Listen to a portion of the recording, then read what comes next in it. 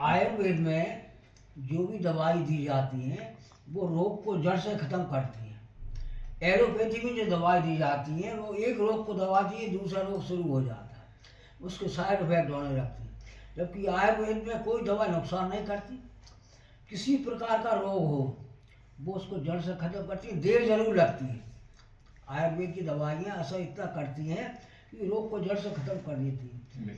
चाहे कैंसर हो, चाहे टीबी हो, चाहे डायबिटीज हो, चाहे कमर दर्द हो, कोई भी रोग हो, धीरे धीरे धीरे वो रोग को जड़ से मिटा देती है। ऐसा मेरा व्यक्तिगत मानना है।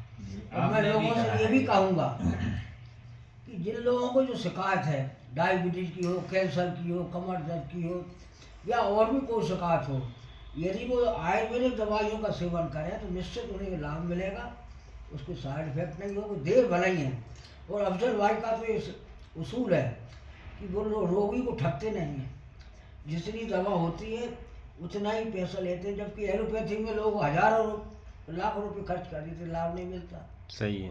वकील साहब, कैंसर वाले मरीजों को भी ठीक किया है मैंने, अल्लाह का शुक्र, उनको भी शफा हुई है। और 60,000 रुपए का जो एग्रेशन बताया था मैंने, वो एग्रेशन लगाया है मैंने, पेमेंट बाद में का बात करा है।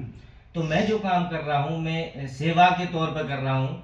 मेरा काम है सेवा करना, सबसे बड़ी बात। मैं पैसे से मोहब्बत नहीं रखता, और अल्लाह का शुक्र है ना कभी मैं पैसे से मोहब्बत रखूंगा।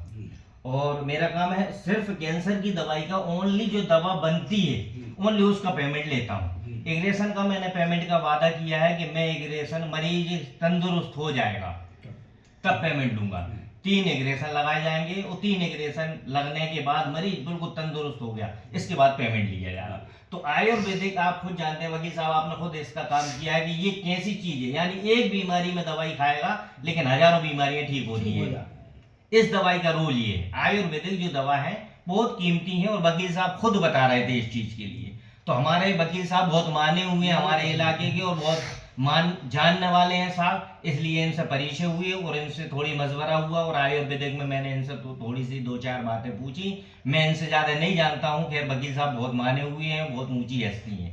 ठीक है।